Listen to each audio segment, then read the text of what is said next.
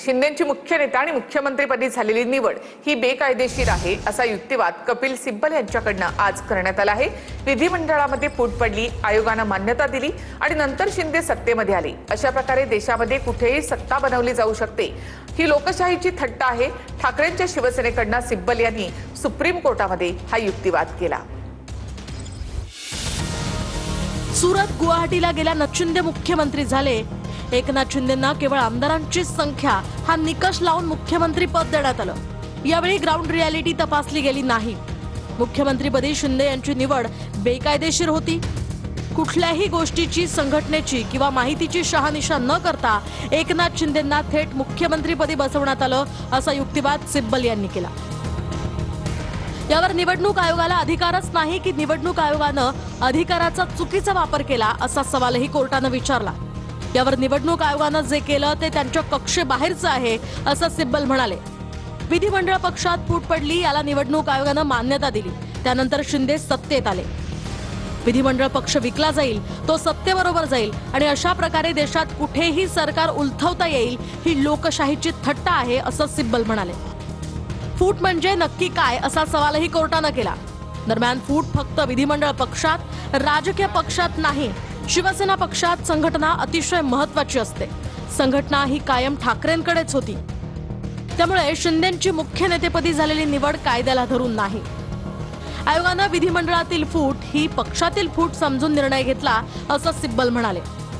यावर तुम्ही ज्या संघटनात्मक गोष्टी सांगतायत त्या बरोबर वाटतायत अशी टिप्पणी सुप्रीम कोर्टानं केली।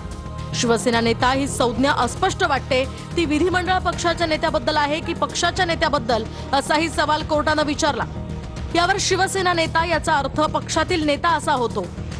पक्षातील पक्षप्रमुख पद सर्वोच्च असतं, त्यांच्याकडे सर्वाधिकार असतात। राष्ट्रीय कार्यकारिणी बरखास्त करण्याचा अधिकार पक्षप्रमुखांकडे असतो। आयोगाला एक विशिष्ट निष्कर्षापर्यंत पोहोचायचं होतं आणि म्हणूनच त्यांनी 2018च्या घटनेकडे दुर्लक्ष केलं असं सिब्बल म्हणाले। निवडणूक आयोगाकडे सादर केलेली कागदपत्र आयोगानं पाहिलीच नाहीत असा युक्तिवादही कपिल सिब्बल यांनी केला। निवडणूक आयोगाला सोयीनुसार पक्ष आणि चिन्हाचा निर्णय द्यायचा होता, म्हणून चुका काढल्या गेल्या असं म्हणत कपिल सिब्बल यांनी कोर्टाला कागदपत्र सादर केली।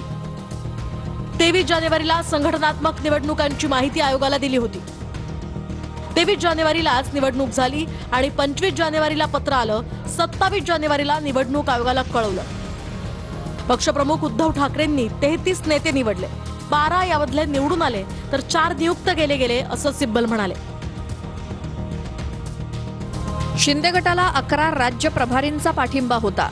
ते शिवसेनेच्या संघटनात्मक रचनेचे भाग आहेत, रचनेबाहेरील घटक नाहीत। जेव्हा आपण एखाद्या राजकीय पक्षाचा विचार करतो तेव्हा केवळ पदाधिकाऱ्यांचाच विचार करून चालत नाही, तर प्राथमिक सदस्यांचाही विचार करावा लागतो अशी टिप्पणी कोर्टानं केली। पक्षात एक रचना असते, यात विधिमंडळ पक्षातील सदस्यांचाही समावेश असू शकतो किंवा त्यांचा गट हा मूळ पक्षाचाच एक उपघटक असू शकतो।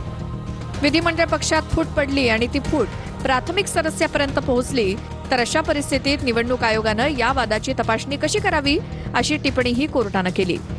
दरम्यान ठाकरेंच्या शिवसेनेकडून कपिल सिब्बल उद्याही युक्तिवाद करणार आहेत। उद्या 2 वाजता सुप्रीम कोर्टात या संदर्भातली सुनावणी होईल। निवडणूक आयोगाला तो अधिकार नाही।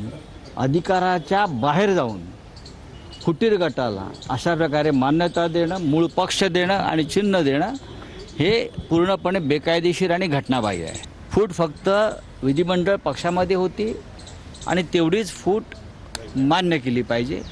पक्ष तेव्हाही मजबूत होता। युबीटीच्या युक्तिवादामध्ये इतर मुद्दे नसल्यामुळे केवळ निवडणूक आयोगाच्या भूमिकेवरती प्रश्न उपस्थित केले जात आहेत।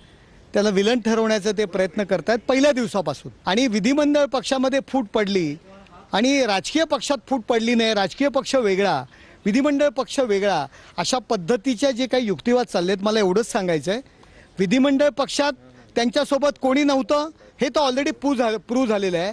परंतु राजकीय पक्षामध्ये, संघटनेमध्ये 90% वरती संघटना आज एकनाथ शिंदे साहेबांचं नेतृत्व स्वीकारले।